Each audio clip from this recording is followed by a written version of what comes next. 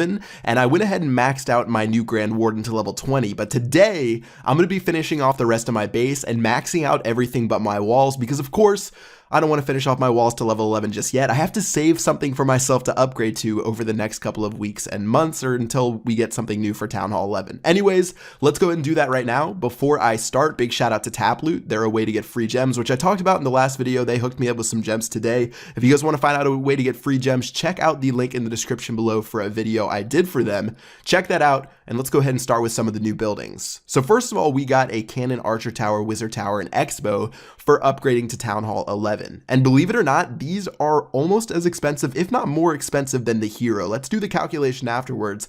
But the Hero, for example, costs 68,000 gems overall to completely max it out. And as we finish off that cannon right there, you can see my gems slowly start to dwindle away as I go building by building to take these guys out. Now for the Cannon Archer Tower and the X-Bow, all of those have similar building levels to what we had before the update, but for the Wizard Tower, which I'm going to start upgrading right now, that actually goes all the way up to level 9 right now, and that's going to be a new level that we hadn't seen before in the game. So there it is right there with the white border. It's going to do 56 damage per second, if you guys were wondering. And then finally, let's go ahead and upgrade this X-Bow right here for a total of 50,000 gems spent on these 4 buildings. So only slightly less expensive than the Hero, that was 68,000 gems, and we still have a couple other things to upgrade and build around our base. First of all, we definitely have to build the new defense in the Eagle Artillery. Everyone's been excited to see this in action. We had a couple of gameplay videos. I can't wait to put it in a good spot in my base, but for now, let's go ahead and build it outside, finish it off, and that's going to be it at level 1 right now. So it looks pretty sweet. It's going to do 250 damage per hit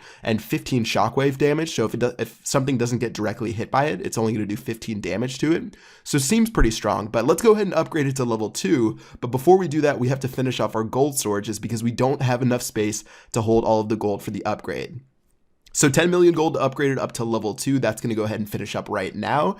And yeah, 300 damage per hit, 20 damage for the shockwave, cost 40,000 elixir to load. Seems pretty legit, and I can't wait to see this bad boy in action. I know I've attacked it a couple times myself, but I need to set up a new base design to check it out on defense for my own base, and it should serve to be pretty powerful, although it isn't as powerful as what we saw during ClashCon. They definitely make some tweaks to it that I'll talk about in a later video, but let's go ahead and finish off some of the upgrades around our base. So first of all, we have 4 more Wizard Towers we need to upgrade up to level 9, so say goodbye to the money in my wallet as those go ahead and get knocked out right there. And also, we did get some new upgrades inside of our laboratory that we need to take care of as well. So first of all, we do need to upgrade our lab. So currently, it looks a little bit dull being red and orange, and it doesn't really meet up with the Town Hall flare. So let's go ahead and get the elixir that we need, upgrade this bad boy up to level 9, and that's going to give it a much cooler look. It's going to be a crisp white, and now we can finally unlock 2 new troops. Now for the first troop, we actually have a couple of, we have 2 options like we said. We have the minion as well as we have the witch,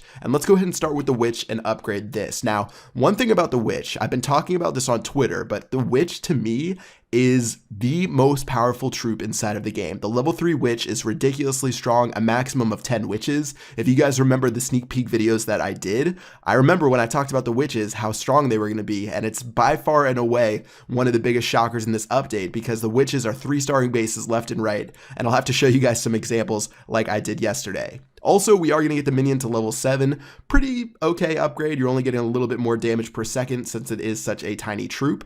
And let's go ahead and check out those witches in action that I talked about using 3 golems, 8 witches, 9 wizards, and 9 wall breakers. Now the thing is, the witches on their own, with the nice skeleton buff that they got for being upgraded to level 3, is pretty significant, but when you pair them with the Grand Warden, it makes for a crazy killing army composition just because the skeletons get that much more tanky by being inside of the Grand Warden's aura, to where it makes it really hard for your opponent's defenses to take them out, no matter if they're Town Hall 10 or Town Hall 11. I've 3-starred every single Town Hall 10 base that I've faced so far over the last 2 days, which I think might be 7 bases using this army composition. And then I've attacked a couple of Town Hall 11s, and I think I'm shooting around 50% for 3-starring them. So overall, this army composition has just been ridiculously powerful. And you can see as they make their way into the base, I have my Grand Warden down with a couple of those witches, 2 jump spells to make their way in the center. And I'm going to go ahead and drop an Earthquake on that Inferno Tower as well as the Town Hall. So at this point, just going to go ahead and pop my Grand Warden's ability. It lasts for about 5 seconds at maximum capacity. I'm going to go ahead and freeze both Inferno Towers right after that. So pretty much those Inferno Towers have been useless for the last 11 seconds. And by the time they get back online, one of them is already down and the other one's struggling to keep up with all the troops. And this one's looking pretty good for me. So 62%, 64%, I still have a gigantic army of troops. This looks like I'm attacking a Town Hall 8 the way I took this out. And this is a Town Hall 10, don't get me wrong. This is by all means supposed to be a pretty powerful base, but overall it was no match for these witches, and it's safe to say they are going to be really strong throughout the future of the next couple of weeks, months, or if they don't even get changed, forever. So that's going to do it for this video. Hope you guys enjoyed me spending all of those gems on my base. Had to do it eventually one time or another, so why not knock it out right away and show you guys all of the cool stuff. And yeah, witches are strong. I have a bunch of video ideas that I'm going to be posting over the next couple of days and weeks. It's really fun to be at a new town hall level and to be able to experiment with a bunch of different stuff. So I look forward to those over.